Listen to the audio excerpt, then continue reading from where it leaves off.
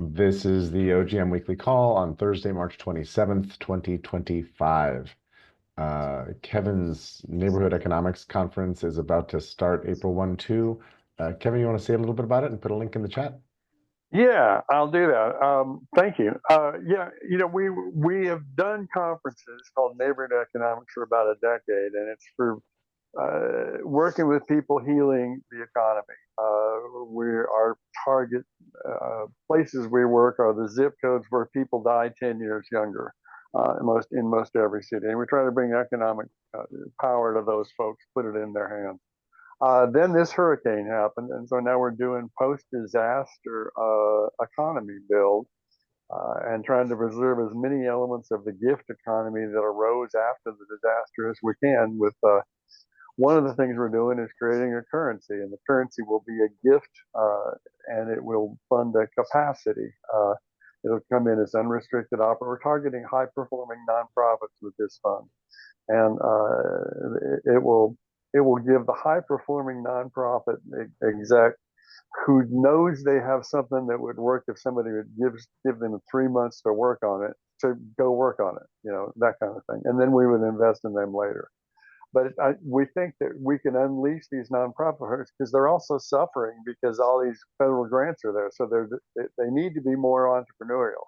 So funding the entrepreneurs who need to create earned income in nonprofits, doing it with just giving them the money, just give it a try, and the failure is okay. I think it'll succeed it's a spray and pray kind of strategy. So I think it's going to be fun. And Kevin, you got a haircut for the conference coming up? I did. I did. It's this place, Barbers and Beer, and they take forever and tell stories. But yeah, I decided I had to be less bushy. So yeah. Good. It was either that or you had a run-in with a weed whacker, so I couldn't quite tell. Right. And yeah, just that I've been doing this stuff for 26 years, and this is my last one. I'm going to go off and just, find some new stuff to do. So how's that feel? It feels great. I mean, every business I've done, when it really turns into an assembly line, they say, Kevin, go off and find something new because I'll be tinkering with what works. And so that's been my habit for the last, 30 years, where I build it. And then they said, I'm the most valuable person. I'm kind of valuable, and they need to get me out and go be a scout somewhere else because you're just disrupting the assembly line. So I'm familiar with that, but I'm not going to build another business, So I don't want to, I mean, I'm a straight white guy. I think in power. I don't want to. I've used economic power to let me have power in a community, and I'm not going to be part of a business really. So it's more private citizen stuff, and so it's just I think there's going to be a lot of time to play with things. I'm going to write a book. I'm in the middle of writing a book. So Oh, good. Is it a tell-all about the philanthropy industry? no, well, actually, it starts on our land because our farm was launched the first massacre of the Cherokee in Oh, Buncombe wow. County, and it's also the site of an undefiled village site that they did archaeology on across the river at the college, and they kind of defiled it, is what the tribe thought. They put their ancestors' bones in jars and put labels on them. And our part has not ever been defiled, and we have great river canes. And so it's hard to have relationship with the Eastern Band because they're the folks that went up and hid in the hills, right? Well, Andrew Jackson made everybody else leave. So relationships of trust are not gotten easily, but this land has a village that they want. And we have an extraordinary amount of river cane, and they make these double weave baskets that hold water, and they don't have enough bottom land because they hid in the hills. All their land was in the hills. And so we're giving them free and unfettered access to the river cane. So they'll be around us for multiple reasons for a long time because they also like to go to where their ancestors, lived. And so we'll give them whatever barrier around that space. We're in the process of seeding that part of the village to them. And you do it, slow with lots of conversations, with indigenous folks. And, if you act like you have all the time in the world, things go a lot faster than if you have an agenda. So like my last meeting with the guy I went to Cherokee, and we went to see his grandmother, and we saw his mother's house, and we went to his apothecary, and we went to this ridge that he doesn't usually bring white folks to, and then we did some business, and that's just like how and that was fast, but we had some history, and so I'm going to write it based here, and then think about how I think about the economy, and I think I have some things that we figured out with neighborhood economics that could replicate to help other people become climate resilient. So it's going to be food sovereignty, climate resilience, and then we work with the zip codes if you want it to come to your town, where folks die 10 years younger. That's where we would start operating if they wanted us to come. Thanks, Kevin. This may be an impossible idea, but it just popped in my head, which is it would be really interesting if your sort of memoir and here's work statement were kind of cuff-linked with somebody from the Cherokee who wrote a parallel book that was kind of intertwingled with yours. I mean, I think the comparison or yeah, well, oddly enough, would be great. We were going to do a joint multicultural massacre memorial on the 27th with the Two-Spirit Cherokee, and he was going to tell his story, and I was going to tell the story I was telling, and then we were going to see what it meant to be, how to memorialize it. But yeah. Sorry. Oh, somebody said. I don't know. Yeah. So anyway, that was Rick's mic. I just muted it. Oh, okay. Yeah. So, I'm going to work with him. His mother just died, and he's just coming back out. But, the folks on the fringe are easier to get to. And he has a sort of nonprofit over there. I'm going to have to also interface with the tribe in a formal way, or find somebody who has the patience to do it. But we have things the tribe wants, and so they want to be in relationship with us because we have some of the best river cane, and these baskets can hold water, and they sell for $3,000 or $4,000, and people don't know enough about them. It's pretty remarkable. Cool, thank you. Anyone with thoughts or suggestions for Kevin or questions? Or we have not found our way to a topic yet. I was just asking about how the upcoming event is going. And I'm happy to take us in whatever direction. Scott, do you have a thought? And then Scott, and then Mike. I have a general idea for a topic. Please. The micro makes the macro. And it's something that I've been noticing, and as we talk about challenges that we're facing, we tend to come at it from the top, this massive thing that's way too big, and it's really the outcome of all these little things that happen, or is it? So that's what that topic would be, is to be talking about, well, of these things that we're interested in changing, what are the little things times a million that actually we might have leverage over, and I think Kevin's stuff is a good example of that.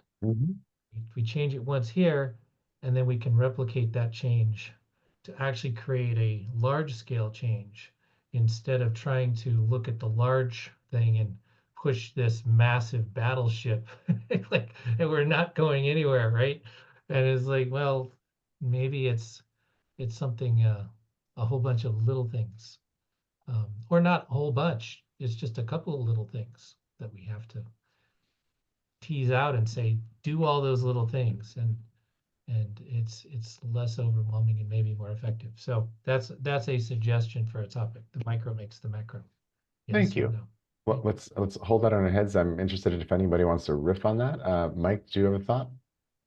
It's a little bit analogous to what Scott just said. Let me pick up on it. As you know, I work at the Carnegie Endowment for International Peace. And about 2 months ago, our president did an all-hands meeting. And he said, there's another word, another definition of the word peace that wasn't incorporated in our founding documents in 1910. And that is inner peace.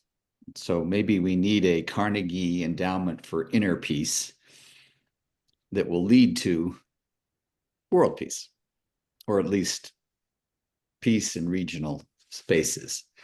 And that ties into the other thread that I wanted to pull.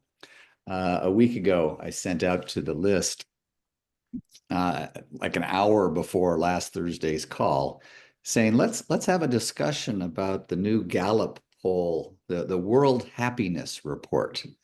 I think you may have seen some of the reporting about this. For the 8th year in a row, Finland is now the most happy place, although they were very strong on stating that this is not happy as in party, let's all get drunk and dance a lot. It's more contentment. You know, have you been stressed, or are you content with where you are and where you're going and where your family is? Interestingly, when they ask questions about when did you last party and how often do you smile, the numbers are actually much higher in Latin American countries. Like 8 or 10 of the party countries are Latin American. But the goal of this report is the more general inner peace. Are things looking good for you and your family? And the Finns keep winning because they have such an incredibly low expectation. You know, they expect it to be 28 degrees and sleeting. And if it's not, well, that's reason to celebrate. But it was, they had a fascinating 5-hour discussion, panel discussion. And a lot of it was about the little things. We were sitting in Washington, D.C., Policy Land, USA, but most of the focus was on what do individuals do that make them happy. And the statistic that I will never forget and will constantly quote was the data that they got about the importance of eating with others. One of the questions was, last week, you had 7 lunches and 7 dinners. How many did you share with someone else? They then correlated the answers to that question with the happiness of those people. What do you think the optimum number of meals to share would be? Or at least the one that, I mean, what's the correlation indicates that if you share this many meals, you are more likely to be happy. Any guesses? Stacy? 7. All of them. 13. Yeah. Yeah. And it was really striking that I mean, we all know about loneliness and we know how sad that can be. Ironically, a lot of the Nordic countries have a very high percentage of people who live on their own. I mean, a lot of elderly people are still, even when they're 85 or 90, and this is based on my relatives as well as real data, they live by themselves, but they see somebody at least once or twice a day. Mm-hmm. And often it is to go and walk down the street to their sister-in-laws, or, you know, somehow share community. So anyway, it's a little bit related to what Scott's talking about, but I do think this question of what are the little things that add up to the big things can be, and how do you change your mindset? And of course, this feeds into what a lot of us are doing right now, which is trying to find little things that distract us from the big catastrophe all around us here in Washington. Unfortunately, I had to get to the negative, you know. Yeah. But just to riff a little bit on what you were saying about the Finns, my my best understanding of what the phenomenon you just described is, it's the shortest, the smallest distance between expectations and actual delivery of life events. Is like, if your expectations aren't up here, then what life deals you, you're going to like love. You're going to be like, we're good. That's kind of what I thought was going to happen, and it feels great. And it's when you have this, you know, and in consumer society, with everybody advertising to you what the good life is supposed to look like and who you should be hanging out with, and what, you know, things you ought to be buying, which you're not buying, that gets harder, I think, where we're so overwhelmed by it. If I can add the other point that not a lot of news was that the United States is now at the lowest happiness ranking it has ever been. At its highest, I think it was 7. That was about, I think that was in the Obama times. Last year, it plummeted at least 10 points to 23, and now it's 24th. And I think that's directly related to advertising, political advertising. We had at least $1 billion spent on regular ads, podcasts, Facebook ads, basically Trump's message.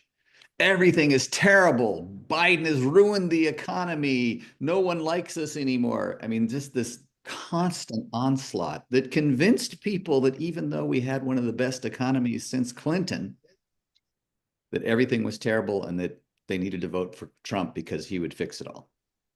And Jerry, could I jump in? I can't raise my hand because I'm driving. Or stick me in the queue. Okay. If this sounds like it's totally relevant to what Mike just said, so if Rick, Yes. if you don't mind for a second, let me bring Gil in, and then I'll go to you. Totally relevant. Some rabbi wrote in the Talmud 2,000 years ago, "Who is rich? The person who is content with their lot." Which is very much in line with what you're saying. I think with the Finns, it's not just that they're content with low expectations, but they also have a social system that takes care of a lot of stuff that's not taken care of here. Yeah. And there's universal free education, universal free medical care, good transportation systems, housing. It's, the list goes on and on. In contrast to what we have here, which is a manufacture of dissatisfaction. The economy runs on that. And Leopold Kohr, K-O-H-R, wrote about that brilliantly, I think like 70 years ago, when he coined the term remedial consumption. And his thesis was that advertising was designed to produce a hole in your heart that could only be filled by stuff. And so the game is to make you unhappy and needful of things that you think will make you more happy, and that drives the consumer economy. So the contentment versus the empty desire game is very core to what we're living in. And the add-on to that, the political dimension that Mike was talking about, and there you have it. The other thread here, of course, is that what Scott talked about the micro to the macro, ties in very much with what Kevin's been doing in the region and the conference that he's describing. It's a small local thing, has very big implications.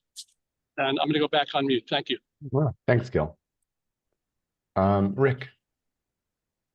Yeah, I'd just like to riff on a couple of things. One, Mike, when you were speaking about, the what I would call healthy well-being rather than happiness. Healthy well-being is a different construct. But it evoked for me a remembering, and I'm forgetting the name of the guy, but it's a Norwegian philanthropist who's developed what's called the inner development goals as a complement to the outer development goals, which is the sustainable development goals. With regards to, and I put this in the chat as well, actually, I think we all have a propensity to where we want to be, whether it's micro, meso, macro, meta. And as somebody who spent his career at the micro level, while I concur we need to think about the micro level, if the macro level is toxic, as we have at the moment with PTSD, which stands for persistent Trump stress disorder, along with all the alt-right propaganda machines making our culture incredibly toxic and unhealthy. There's a lot of people who are suffering from mental health directly related to that environment. And then I just want to give a quick report, and I put the link in the chat. I actually hosted an Indivisible call last night with one of the Chicago branches and got to know a guy called Bill Davis. He's got a great heart, and he's been running these coffee mornings for the past 5 years between 9 a.m. Central Time to 10, and they just have people coming and chatting what they're doing politically. Just being a witness to what's percolating under the surface is just so refreshing to hear the level of caring and concern that people have about the dire state of our political affairs. Anyway, so I hosted one last night, and I used a sort of I called them dialogue micro doses for emancipation from cult indoctrination. And I did 3 little mini sessions where people got into groups of 3 to have a discussion. And I woke up at 1 o'clock in the morning and I just had so many ideas about how to improve what I did. And I put a link in. And what I put a link into is an expanded version of one of the micro level dialogues as a way of deprogramming. It's focusing on equity, the meaning of equity. It's a very contentious word. What does equity meta governance mean as a macro level or meta level sort of framework? And then lastly, to go back to the Finns, Adam Grant book called Hidden Talent does a brilliant job of explaining why the Finnish educational system was ranked as as the number one in the world. But actually, the reason why it's gone off its edge is because several Asian countries, Singapore, I think was one of them, has adopted their educational methods. So if you're actually having an educational system that's designed for healthy well-being, opposed to having a culture of uninformed citizens who don't know anything about politics, then we are in a toxic stew. And anyway, I just wanted to pop in and say it all. Unfortunately, I have to go because I'm in Sanibel Island. I just wanted to share something that's cutting edge for me. And I think this has got some legs in terms of working with Indivisible and trying to do some grassroots movement that integrates all those levels that I just described. So I'm going to leave you, but I just couldn't help but report on something that happened last night. It was an amazing event from my experience, great learning experience. So hopefully some of you will have time to look at it and muse over what's there. I'm Rick and I'm done speaking. Thanks, Rick. Thank Thanks for you. reporting in from Sanibel. Hank, you're muted, however.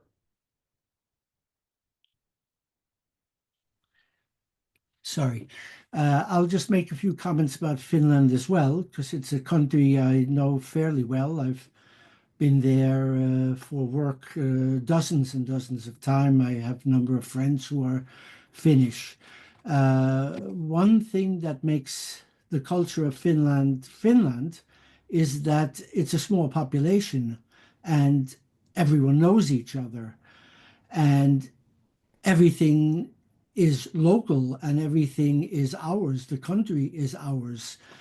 And they've only been independent slightly more than 100 years. They became independent in 1917, if I've got that correctly. And they cherish their own culture of being not Swedish and not Russian, and they don't consider themselves Scandinavian. They call themselves Nordic.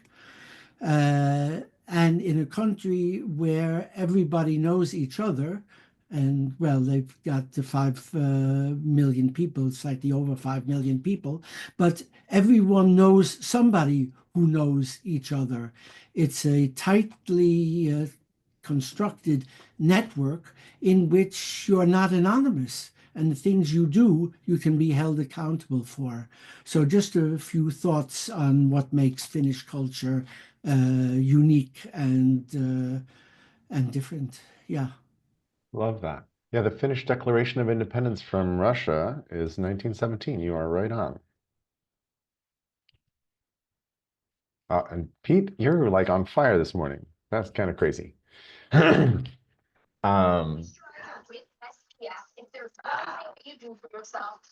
I'm going to mute you for a second. There we go. Go ahead, Scott. A thought that was prompted by some of the things that everyone was saying about this micro making the macro.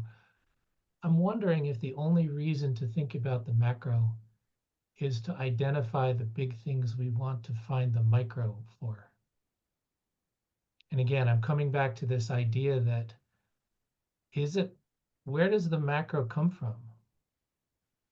If it only comes from, like, you have a movement or you have a shift in a population, well, it doesn't happen because everyone shifts all at once in a coordinated way. It's because one person does it and another person does it and another and another and another, and it's all of those little things happening. And so if you change the interactions, change the rules, affect the agents, it results in the macro. Like the macro is, I guess what I'm saying is macro isn't anything other than the result of all of the micro. And again, I'm just pondering that. I know that that's rooted in complexity science and the idea that we see a complex thing and we think, well, it must be this massive complex. And it's like, well, actually, the science says that it's actually little things. It's all the ants leaving a pheromone trail that creates the colony that's smart, even though the ants themselves are not all that smart. So I'll leave that sit. Scott, you're causing me to, this conversation is causing me to sort of meditate a little bit about small things. And a lot of things are bubbling up, one of which is a saying I love, which is how you do anything is how you do everything. And I don't know at what point in my life I noticed, but at some point in my life, I started making my bed. And before that, my room was always a mess. And after that, my room looked pretty decent much of the time. And I just decided for the rest of my life, I'm gonna make my bed. And there's a couple habits I have that have stuck like that. But also, I think I've told the story before here of my first real job in the world was at Mobil Oil Corporation in Fairfax, Virginia. And I remember being in the restroom one day, right after one of a very tall but rising young executive was in there. We didn't exchange a word, except when he finished washing his hands, he took his paper towel and he cleaned the counter before chucking the paper towel. That is all he did. His name is Mike Hage. I can see it clear as day in my head. He did a very tiny gesture at a petroleum frickin' company that said to me, whatever this guy does, he's mindful, right? And so I love that aspect of this, which is like, how do we increase the quality of our presence for each of those small actions, maybe in different ways, and even with people we don't like or agree with. I think that's an important addition to it, which is it's not just about how do we isolate ourselves in our little cocoons and do things we like to do in small actions, but rather how do we cause larger connections and change. Mr. Nelson. I can pick up on that. I think it's General Stanley McChrystal had his 10 laws of life. And I think number one was make your bed every morning. Because again, it puts you in the mindset of let's make the world a little neater and more orderly. I do make my bed every morning, but it doesn't make my life. I don't follow that through. I have my closet is a disaster zone. My files are non-existent. The thing I wanted to pick up on what Scott was saying. Oh, and by the way, I not only wipe off the counter in the restroom, I often pick up the paper towels that somebody else did not manage to put in the trash. But those random acts of cleanliness. But I live in Washington. I've been doing internet policy for 35 years. And so I've seen the tension between the politicians who often just want to focus on the macro policy and the macroeconomics.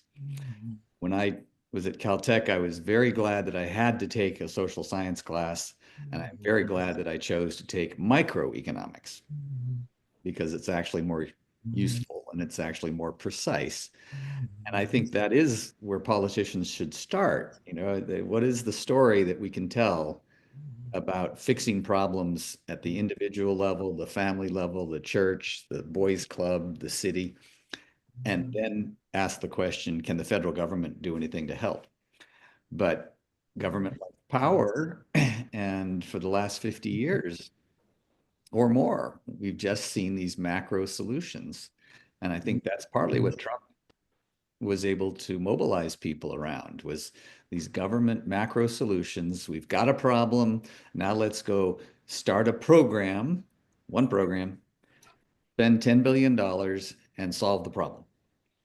And lo and behold, it doesn't work, or it's incredibly inefficient.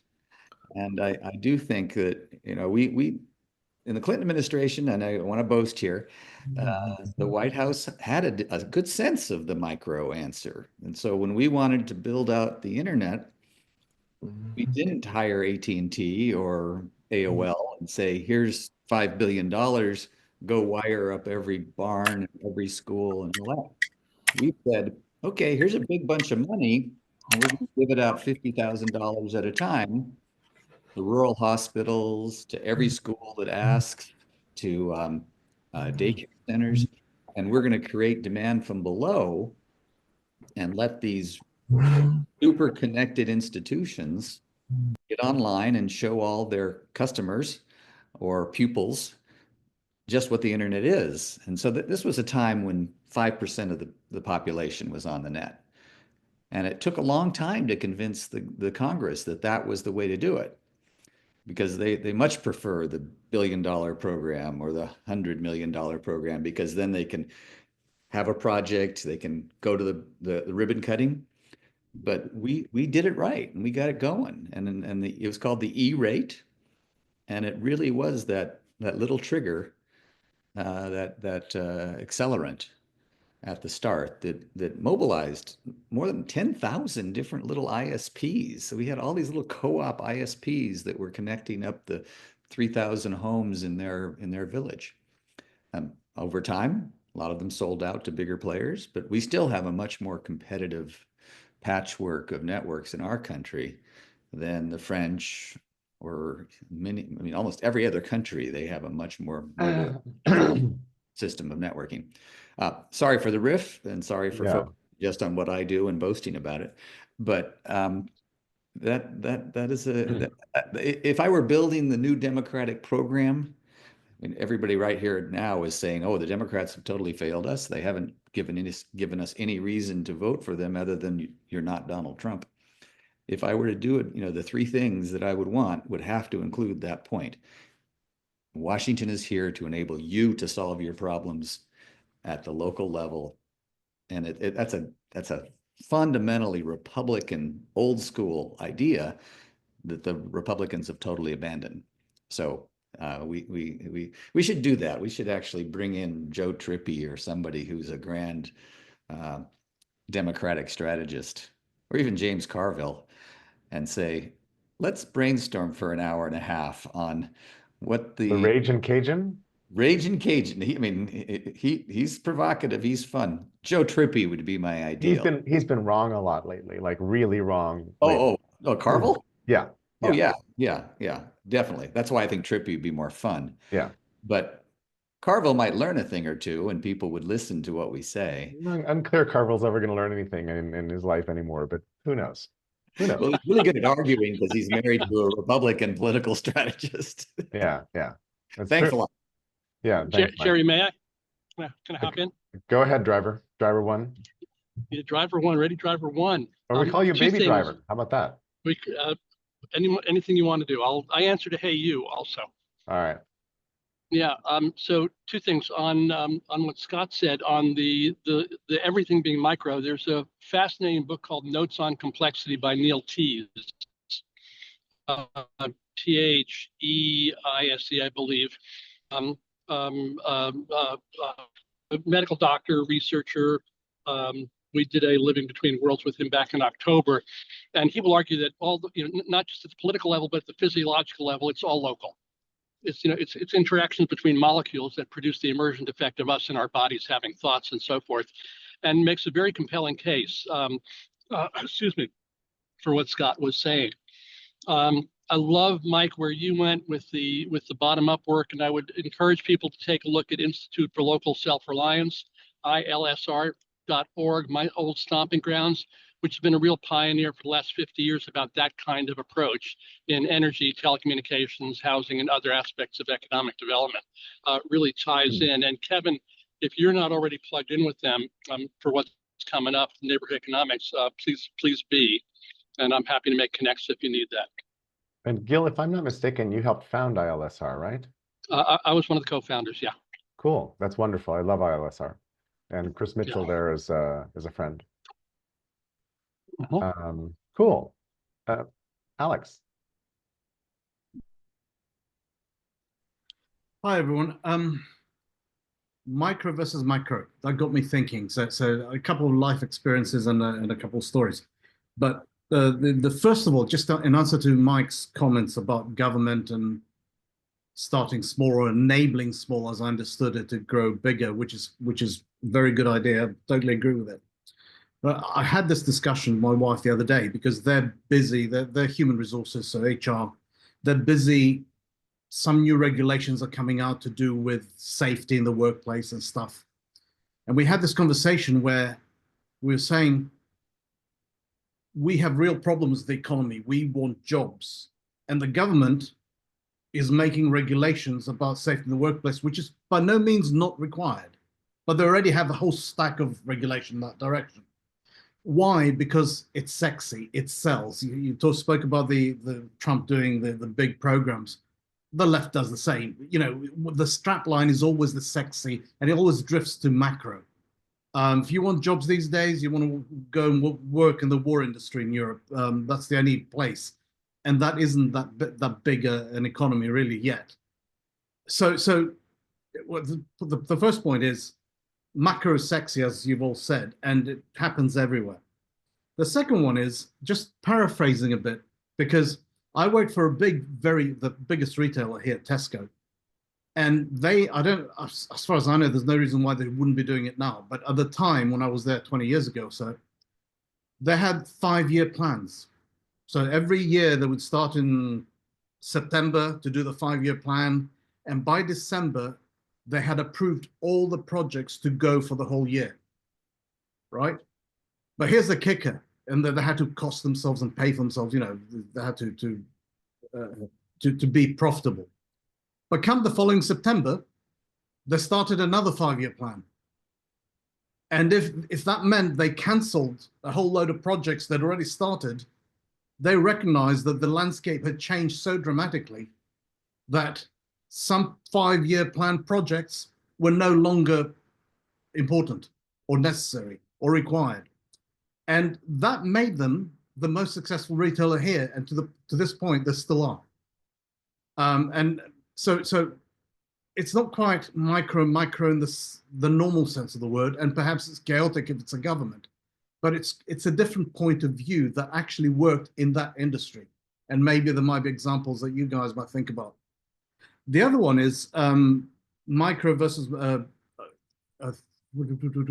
was it that said it? I think it was probably Mike, said about starting small projects and doing something. I was listening to a podcast, and there was this Chinese gentleman, and he said, in the USA, you've got, swear word at the moment in probably present company, Tesla and Elon Musk, and he got millions or billions in subsidies, and you have Tesla, which is a great company and produces great cars that are no longer needed. However, he said in China, they didn't give any subsidies out. In China, there are over 30,000 plants or companies making electric cars. At some point, they will consolidate or in the process of consolidating, but the government has not subsidized one car manufacturer. They probably have through nepotism or whatever, but not as a big rule. And he said, you've got such a diversity of car manufacturers in China, which is much better. He reckoned that better cars than Teslas, although I would argue qualitatively and all sorts of criteria. But it's just three different aspects of micro versus macro that I just thought about based on your conversations. Thanks, Alex. Mark, thank you for putting the useful links you've been putting into the chat. You're welcome. Thank you, Jerry. I was working very, very hard on a problem in game theory, and it freaked me out. But now that I know how to express it very simply, I'm not freaked out that much anymore. It's called the Lemmings problem. Very shortly, a bunch of lemmings are heading towards me. I'm on the edge of a cliff. They go over, poof, bing, choo, fish, into the water. Let's change the game. Humans problem. A bunch of humans are rushing towards me. They're really rushing fast. I'm on the edge of a cliff. Now I have some options. Please, after you. Or I can run at them, saying, stop, there's a cliff here. And they respond, follow the leader, follow the leader. Apparently, I'm not the leader. Or I can call somebody, hey, 911. And they go, please hold. Or I might be able to build a fence. That's what I was working on last week. Sorry to be upset. Bye-bye. Thanks, Mark. Jesse. Thanks, Mark. I interned with Margaret Wheatley at the Percana Institute years ago and just met up with Bob, who just was really fascinated by that conversation yesterday. And Margaret always said, Meg said, that whatever the problem, community is the answer. And I love to think that every problem is a learning problem. And that story you just shared, Mark, it's just, I think a lot of us are looking at solutioning, and we care, we really care.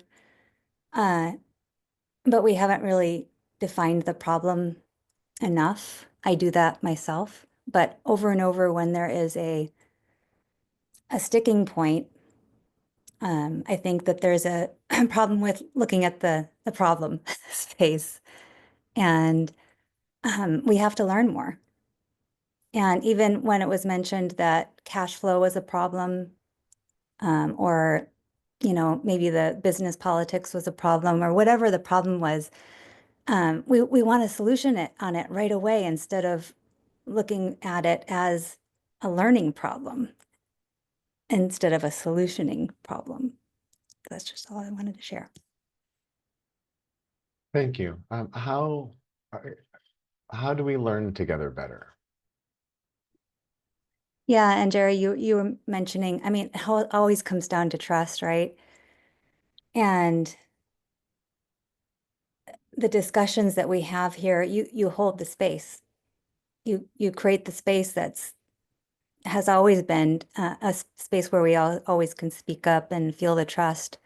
So we've created that here, and you've created that here. You've facilitated that here. So whatever this is, let's model that into our lives. It's just pretty simple. That's it. All we need is for the entire population of the planet to join us on Thursday mornings right here, and we'll be good. Yes. I like it. I like it. Thank you. Thank you. Eric. Yeah, hi everybody. So yeah, picking up on that, how do we learn together? So interestingly, in Neo books, the topic of education has come up, and I was pointed to Audrey, I forget the last name, who wrote a book about the history of teaching machines. And so I'm exploring that perspective in comparison to Sal Khan and Khan-Migo AI. And I have a concern about how much AI will be taking over educational content and systems. Yes, it will have great benefits if it's used properly. And how do we? So first of all, how do we learn together? Well, first getting together.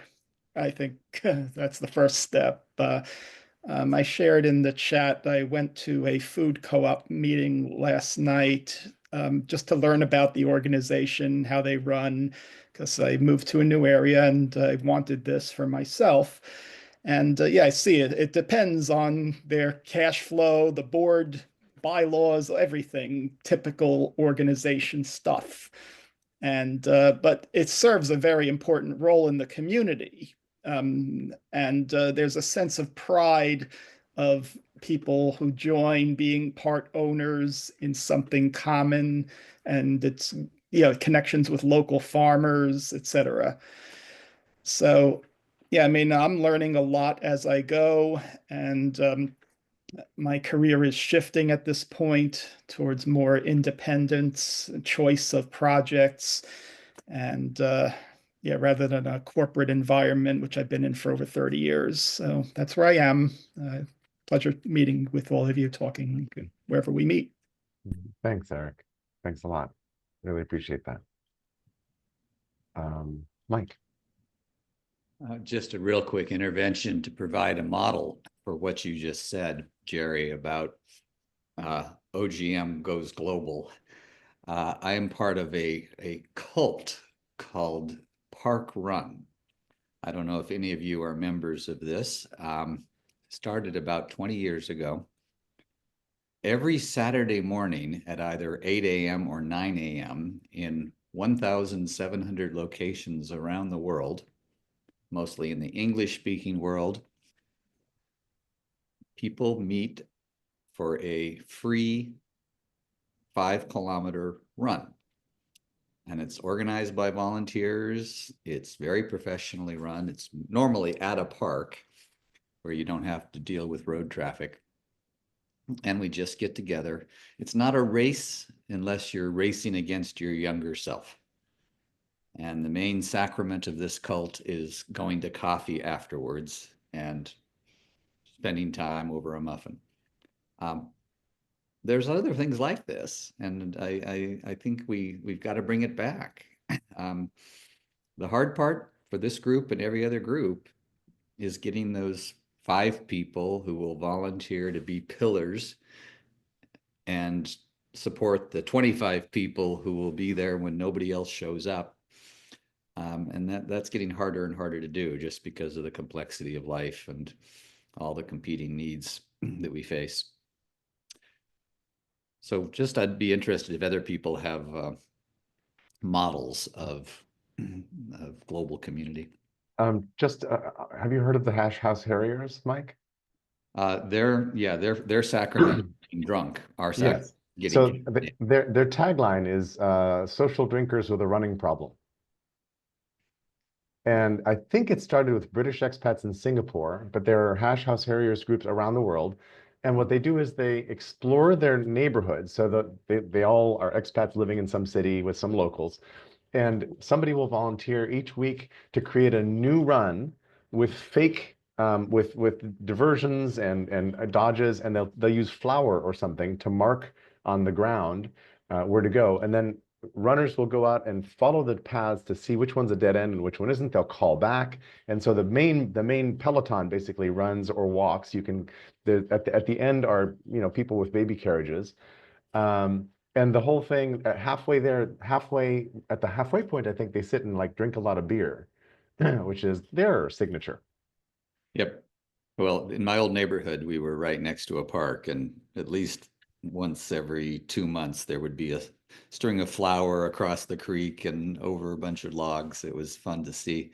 I also had a roommate when I was in grad school, and he had been part of a very large and active chapter in Saudi Arabia, because the group would all get contraband liquor and go out to the desert and try their best not to lose any of their members in the endless sands.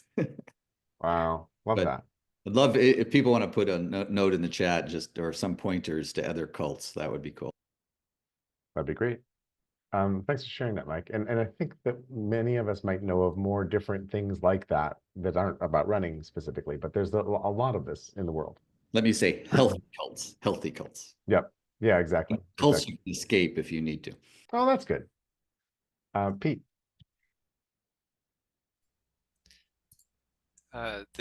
The healthy-ish cult that comes to mind for me is Critical Mass, which started in San Francisco and was an early example of zerocracy. The idea was they didn't want to get the group shut down, so it was kind of run anonymously by mimeograph, basically. There would be a bunch of flyers that happened around the city. Next Friday is Critical Mass. Come ride your bike. And there wasn't a signature or a central place that you could look at on the flyer because somebody had just run it off at a local copy shop, copy print place. It's kind of a little bit controversial because the idea ended up being bikes, literally 10 minutes worth of bikes going down main streets in San Francisco, stopping traffic and things like that.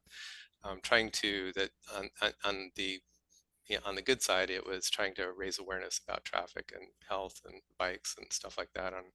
And there were plenty of people who drove cars and were really freaked out and annoyed and angry about it. Which is a whole kind of like, balancing act right there. How do you raise awareness and annoy people enough to get awareness, but not anger people so much that you get troubles.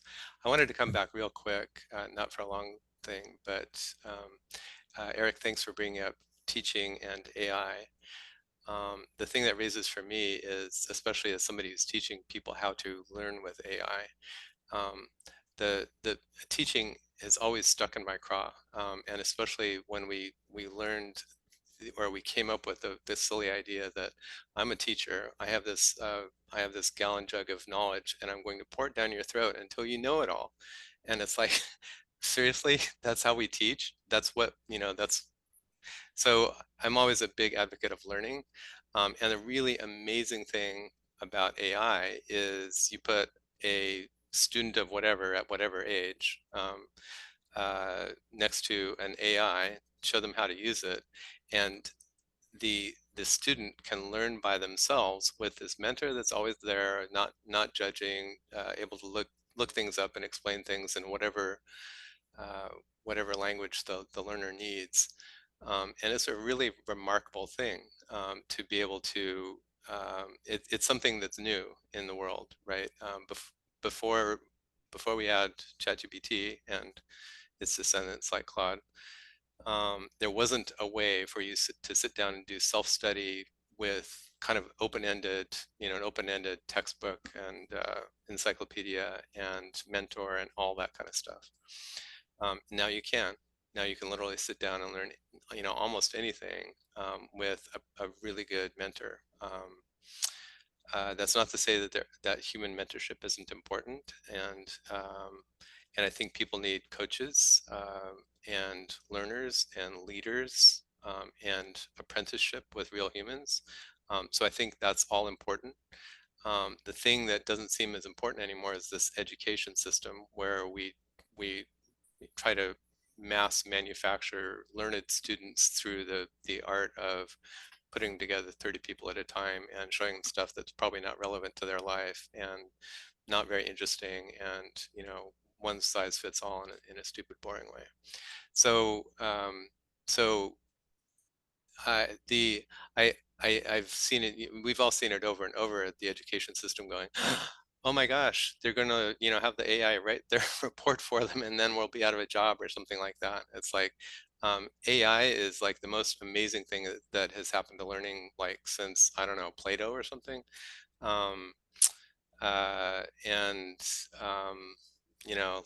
Like let's get going. Let's recast the learning activities that we need in social life to include self-mentorship with the help of bots and human. I love seeing Mark's head shaking, and then a lot of human community around learning and teaching and doing and accomplishing things that are important for people.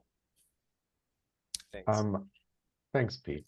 Jessie's having trouble with raising her hand. Let me just go to Jessie for a second, and then you, Mark. Thanks, Jerry.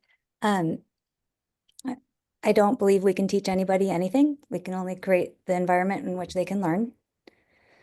I spent 4 years changing the title at Amazon from all titles of instructional designer to learning designer. I think language makes all the difference.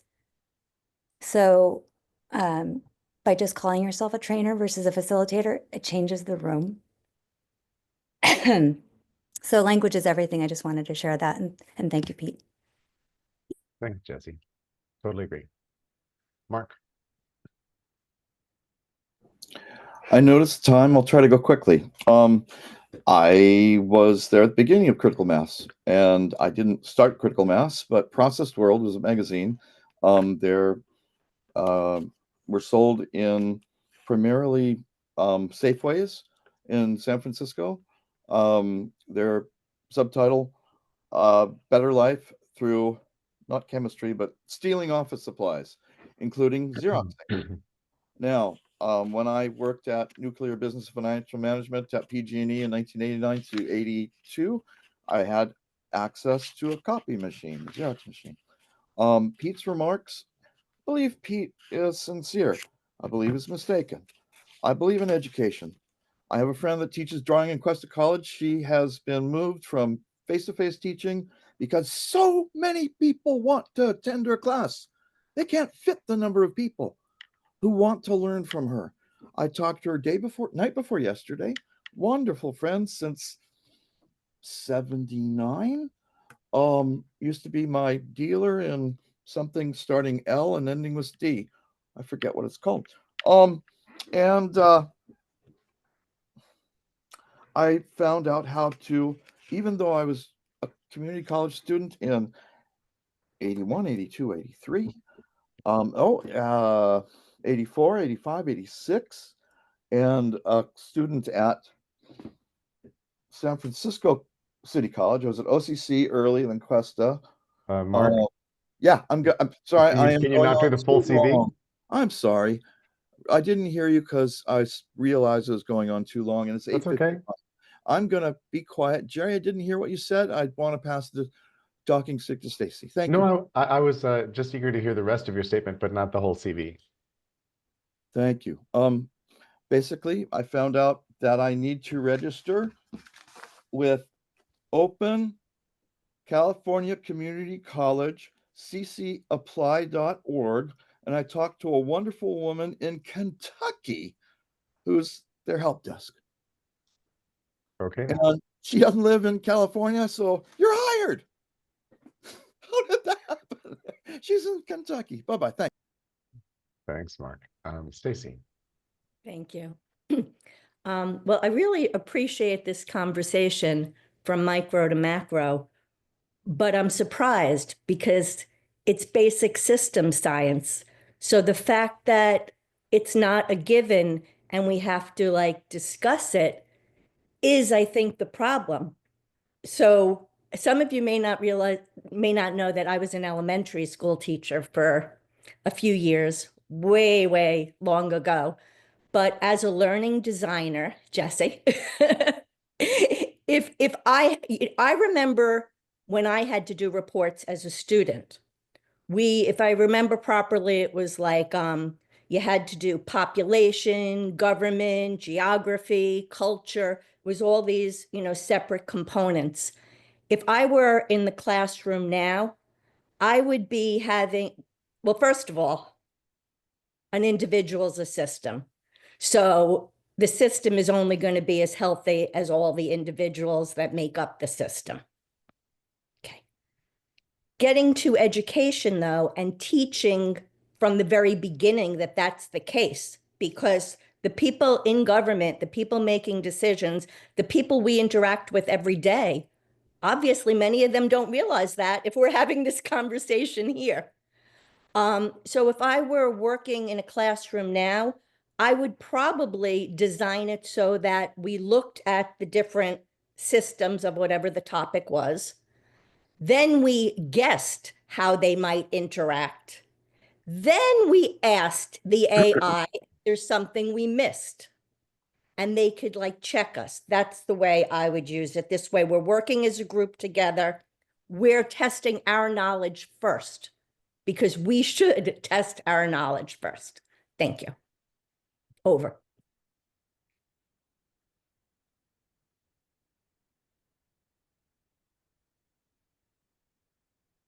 I want to wholeheartedly agree that people in systems sciences, which is what we called it at IBM, have explored a lot of the territory that we're discussing.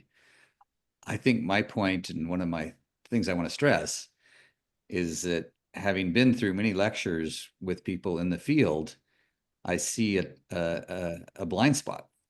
Right. I mean, I just think that we need to design the system and we need to tell people how it should work and it will work.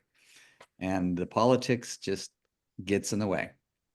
And there are disciplines that are not in the room And as a result, we don't get to harness all the insights and findings of these fields.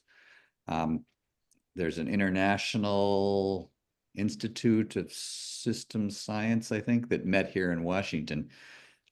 It's certainly not the center of the field, but it was striking how they had identified all the big problems, and they had some important tools to approach it, but had very little impact. I don't know what field what organization you think is the kind of the nexus, but I'd be interested to know how the different groups work together and how I can learn more about how their insights might be useful, particularly here inside the Beltway.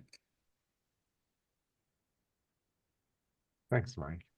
Sorry to shout in chat. I'm gonna try to undo caps and edit, but some disciplines, Mike, are in this room, including Batesonian biosemiotics and emergent dynamics, basically how things emerge, including intelligence, incling learning, including understanding. The room I was in with, sorry, Mike. The group of people who had all learned from each other and had often taken the same classes and read the same books. Thanks for testing my statement and correcting me. Appreciate that.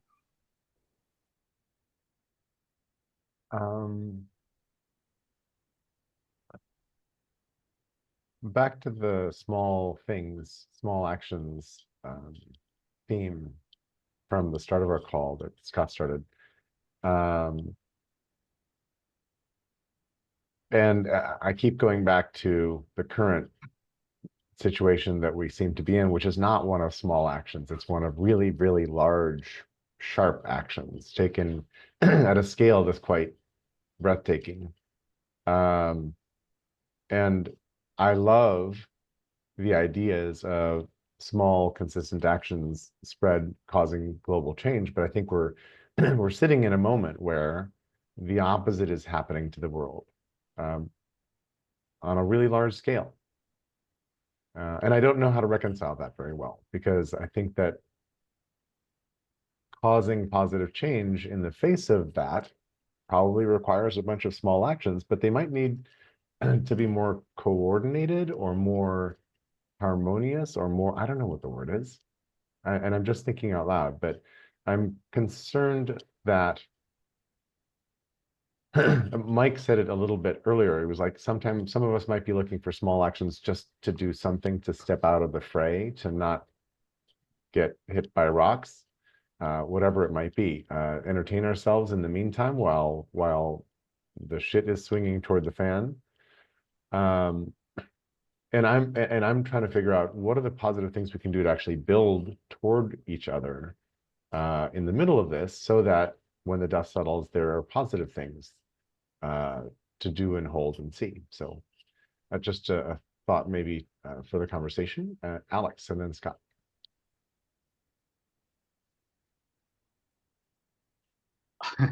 I just want to just before you jumped in, I just want to mention this, that I'm sure everyone here realizes how much money is sloshing into what I would call funding initiatives. You know, these big broadcast banners that governments do. Do you realize how much money is sloshing, and the same people keep getting money? I was looking at the government gave some charitable foundation some money over here to do, no doubt, something I was intending to be good. If you look at the people who get paid at the top of the ladder for that, Michelle Obama was in it.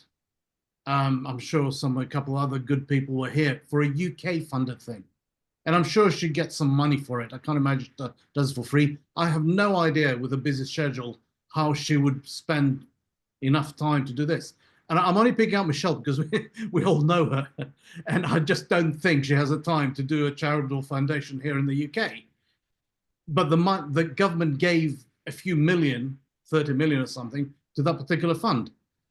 But it's not, I'm not picking on her. It's a whole industry that has developed. So it's okay asking the question, Jerry, what are we going to do about it? We have an endless hassle up there. There's plenty of money and a system up there that looks after itself. Thank you very much.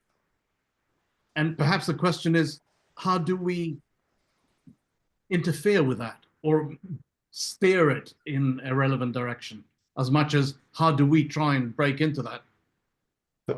And my observation is that we failed to steer the system well for decades now. It's sort of run so far amok that people have gotten elected who are going in with like stilettos up and cutting the jugulars of these institutions, because that's the only way they can figure out to cause change at the scale they think is needed.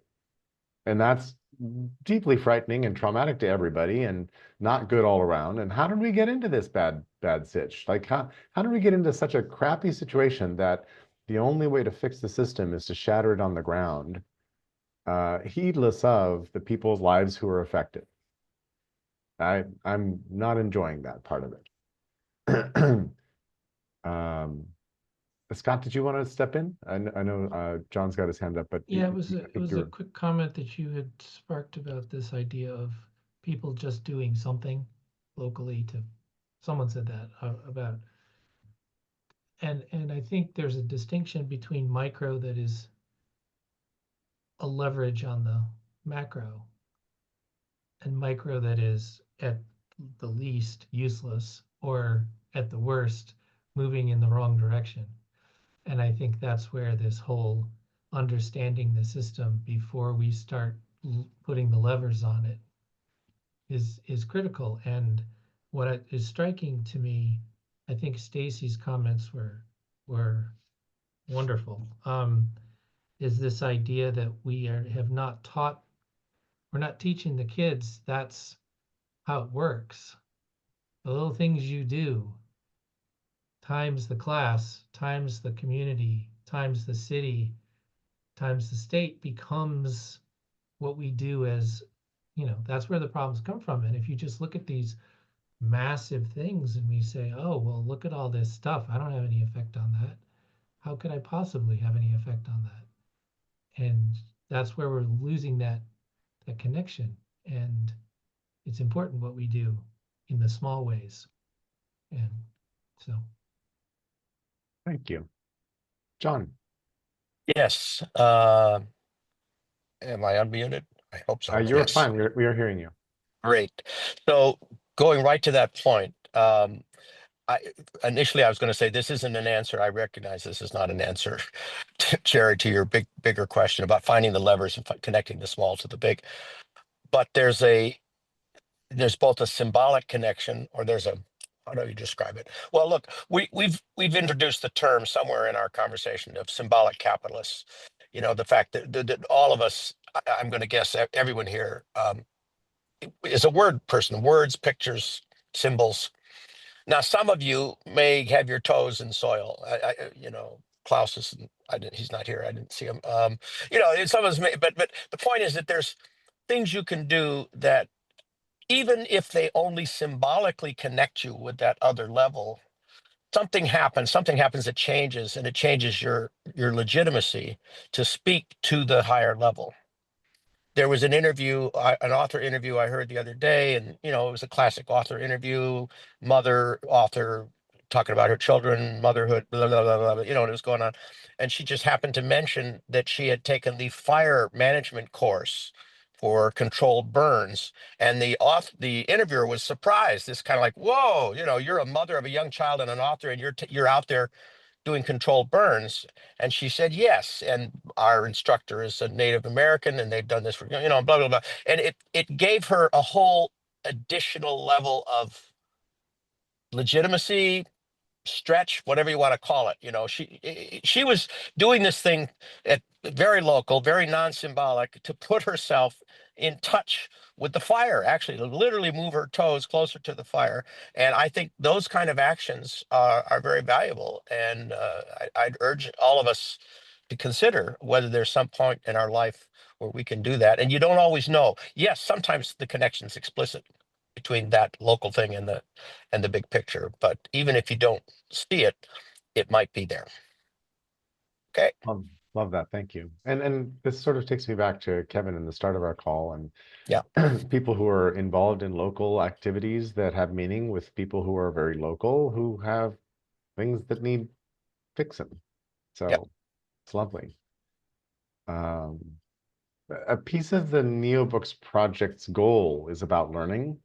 There's a whole, there's a piece of the NeoBooks vision was about, hey, what if there were nuggets of information out there that could be curated and accessed by students, by scientists, by journalists, by policymakers, by civilian muggles, by everybody, and that they could then be used, remixed, and sort of recombined to turn into policy recommendations at the national level. But you could then reach back in and see who figured something out and where, what the pieces were and how they all fit together in different ways.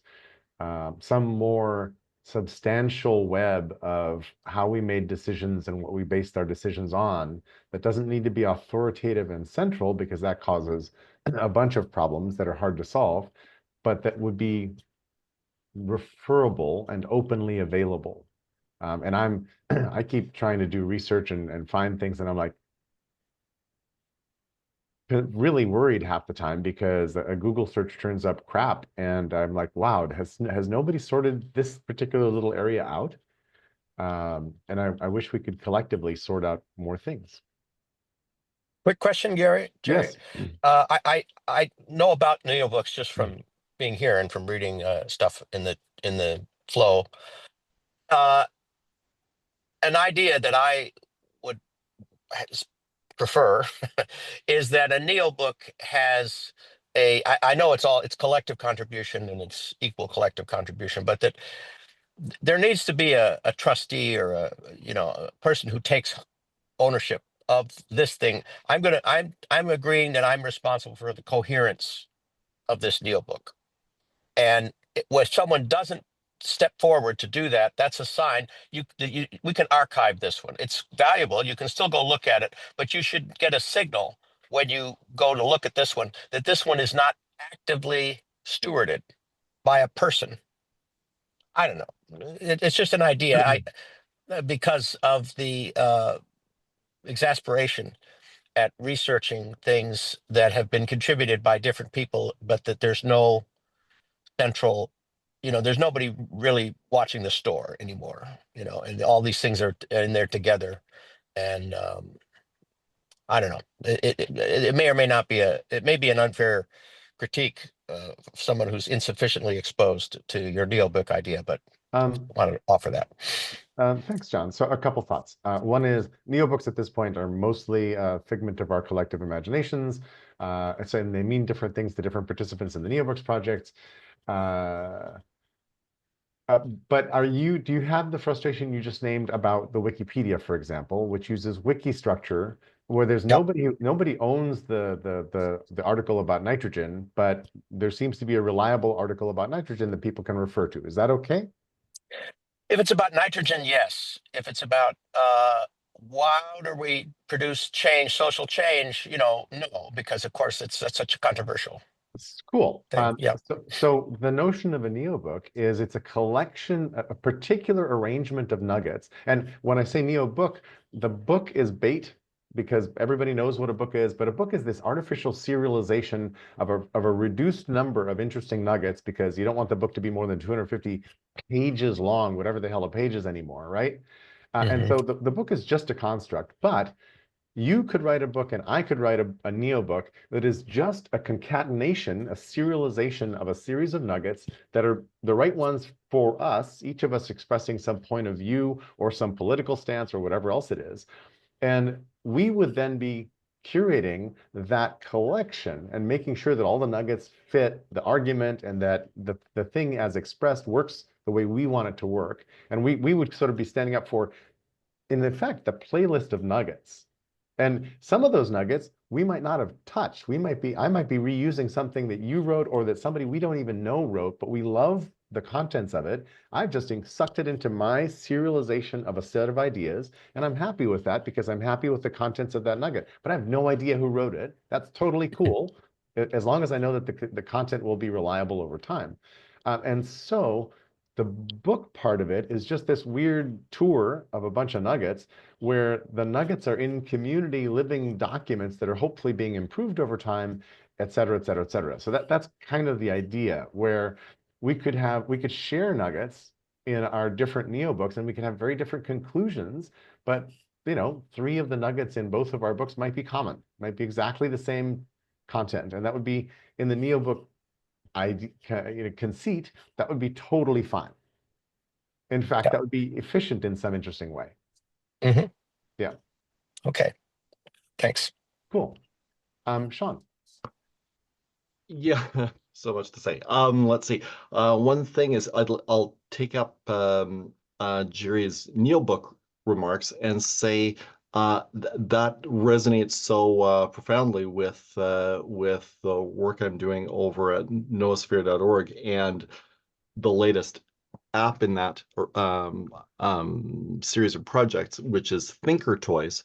And it's as if Neo Books kind of falls out of Thinker Toys as one of the many things that Thinker Toys does, in effect. And most broadly, what that amounts to is kind of act as the app for an emerging merged mental model as a successor to the World Wide Web. So if the web is this interconnected set of speech acts,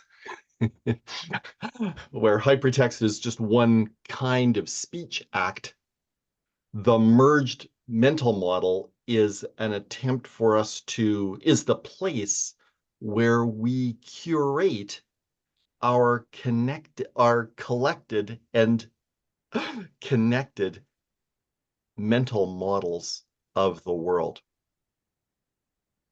Okay. So I would submit that we've computer science has sort of been leaving on the floor, dropping on the floor, the thing that it should really be doing, instead of trying to hold those things we know, which is a futile exercise because our knowing is an ongoing process. Instead, what we should be trying to do together is, as computer scientists, should be trying to create a place and a process that holds our ongoing process of understanding the world together. And so that takes a Necker cube-like reorientation of our ambitions and expectations and architectural styles to create that thing. And so that is the thing that I'm working on doing and basically have tech for. And I'm trying to bring that to essentially, a species scale audience, hopefully in time for us to be able to make sense of the world together, to be coherent collectively, in time to especially grapple with this AI conundrum. We've got other conundra, but the AI conundrum is coming on so fast. And we need to steer that emergence while we still can, while it's still maybe our scale. Anyway. Can I ask a quick question, Pete, before you go? Go ahead, Stacy. Sean, this is to you. So I just want to make sure I'm understanding this right. If Facebook had not treated us all as consumers, if it hadn't been a business type of thing, would that kind of structure or whatever be sort of what you're thinking about? Well, that's another thing that falls out of such a pursuit is let's imagine a new kind of app where the things that we're thinking are our ideas, our the interconnected set of notions in our heads. We're curating and filling out together and elaborating, and there we all are around it. So we do that socially. So it's as if it's a cognitive media, a new cognitive media, as opposed to the old social media. The social medias are in effect where we share speech acts. Okay. Instead, imagine a place where we curate how our understandings interdigitate. And the speech Digitate, I acts love that. are all in there too, right? We need to, there's the whole web that will embrace and extend and mine for its existing speech act. So the Jerry's Nuggets are out there on the web, but then we also author fresh ones, and we also knit them to, we up semanticize them into our collective, our merged mental model of the world. Because that merged mental model is the live understandings in action, if you would. Right now, it's always the case that when humans do work, we first have to load the ideas up into our own heads to be able to operate on them. But what if there was a place where we could, like Legos, play with our ideas together live? Yeah. Thank you. All right. Thank you. Thank you. Pete, and you're welcome to take a breath before before diving in if you'd like. I'm afraid I haven't made many pauses in this conversation. Sorry about that, because we're close to the end of our talk time, but lots to slurp up. Lots to slurp up. I won't pause much. And I appreciate the micro macro kind of overarching theme, and I'm not going to follow it. We've kind of also been weaving in other things. I've got two things I want to share. One is a reaction to John's, I think, brilliant observation about it might a neobook have a steward or a trustee or something like that. I don't think all of them need to, but I think it's really important that at least some of them do. I really like that structure. In the olden days, we might have called that an editor. Editor has kind of watered down in meaning, and so editor isn't the right term anymore, even though it would have been, 60 years ago or something. Jerry, your question about Wikipedia is really, really cogent, I think, and it's easy to answer the first level of that. Yeah, of course, I trust the Wikipedia article on nitrogen. And then the second level answer to that is actually, no, I don't really trust the Wikipedia article about nitrogen. It's a collection of stuff that was put together by hopefully well-intentioned people. And I'm going to read it, and I'm going to trust it about 80, 85%, depending on what I need nitrogen for. If it's to breathe, with air, yeah, 80, 85% is fine. If it's for some chemical process, I'm going to rate it at well, it's interesting anecdote, and I don't believe any of it until I prove it all to myself, right? So another thing about Wikipedia, to think about it, we trust Wikipedia to 80% or whatever in general. Sometimes 20%, sometimes 100%. I don't think you should ever go 100%, I guess. Wikipedia, we can trust it because it has meta stewardship. So they've created, essentially, you could think of it as a game or a political system, or whatever you want to conceptualize it as, a massive community, city council thing, whatever. The rules of the game are set up to bubble good information to the top and put and kind of suppress bad information. And that's across an amazing variety of pages and subjects. And so it works great for things like nitrogen. It works poorly for things like, pick your contentious contentious issue of the day. It's actually also it's an amazing and wonderful thing. Someday, if you have spare time, look at the bureaucracy of Wikipedia in general. It's quite deep and quite complex and quite Byzantine, and it's kind of almost the best example of politicking. You know, human technology for massive interoperation at scale. It's the best thing that you can kind of look at, because you can look at as much as you want in detail. It's all public.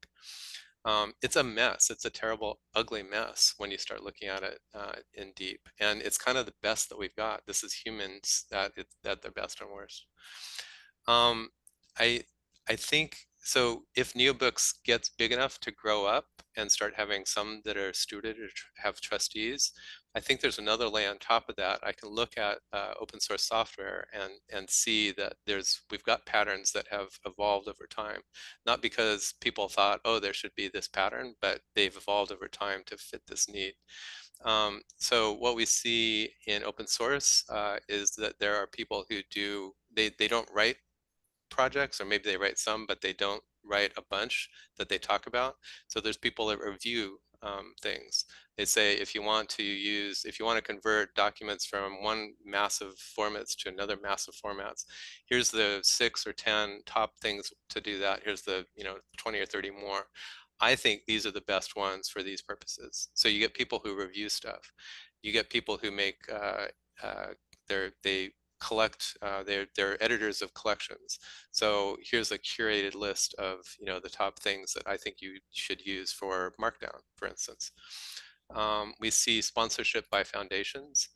So Mozilla Foundation, one of the things that it does is it spends a lot of its money shepherding and stewarding and meta stewarding big software projects that wouldn't fit anywhere else, and if it didn't have support from something, it would kind of like turn into mush. And because it's sponsored by Mozilla Foundation, you can go, oh, I get it. This is something that I can trust because at least somebody is kind of meta shepherding it. So I think I see a future in which we do a lot more of that. And I think it's really cool. I think it's also really important. To put a finer point on the software stuff, Linux is like this. So we get software distributions. There's Debian and Ubuntu. There are kind of the biggest ones, and then there's a long tail of smaller and smaller ones for different needs. We see that with Android. We see it with LLMs. If you want to get DeepSeek now, you can pick from hundreds, thousands of DeepSeeks tuned to different purposes and maintained by particular people, and you learn to find the maintainers of open source distributions that you trust. Okay, next topic real quick.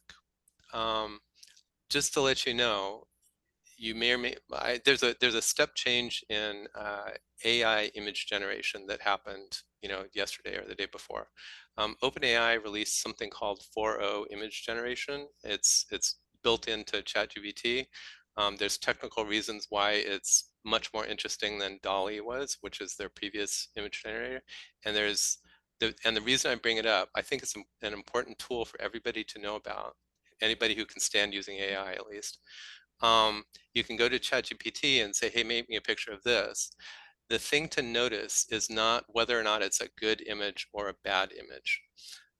The thing to note is that you can iterate on the image in plain language. So you can start with your own image, or you can start a new image, and you can say, I need the image to look like this, or do this, or have these things. I need it to have these objects and these relationships to each other. I need it to have a sign with this text or captions with that text. The thing that you won't see mentioned very often is the importance of that iterative nature of it and the conversational nature of generating image. And that's the important thing that I want to convey. You'll see lots of people going, oh, it's better or worse than DALL-E. Oh, it's better or worse than Flux. Oh, it's better or worse than Midjourney. All of that doesn't matter. The image quality is good enough. And now anybody can stepwise get the image they want, rather than being an image prompt master, which is what we've had since the dawn of time until this week. So PSA for today. Pete, thank you for that. This is very funny for me. And I agree with everything you just said. I just had a bad example of this yesterday because yesterday I was trying to create an image of a boot print in the mud that is filled up with rainwater. Kind of dramatic with some reflections in the water. That's all I wanted. There is no image generation engine I could find that understands that prompt at all. What I get was the boot image up. I get the sole of a boot poking out of the mud, surrounded by water. And then I went to the O1 image generator because I just heard about it. I typed in, but the prompt I was using, it gave me exactly the same response. The thing, and then I said, no, actually, you're getting this wrong. I need the negative. You know how when you step in the mud, it will leave a negative impression. And it replied, oh, you're right. And then it gave me the same fucked up answer. It screwed it up again and again and again. And there was no version of smart image making where I could leave a negative tread of a foot in the sand. And it was weird. And I'm a yellow belt prompt engineer for if, on a good day. So I was kind of like at wit's end because I thought I've got a beautiful image in my head and I can't cause any of these devices to make this image for me. It was awful. It was funny. It was so awful. It was funny. Same experience, Jerry. It's nightmarish.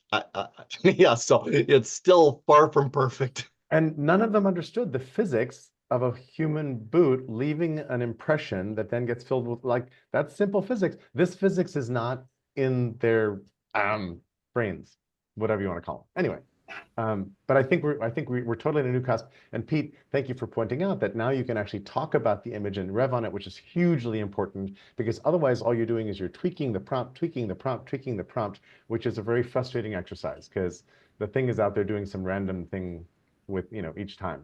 Anyway, Mark, and then we're a little over time and I'm hoping Ken might have a poem for us. Go ahead. I have a poem. I'm learning to sing given some of the things that I've been doing lately. I request Ken give a poem as quickly as possible. My poem is this.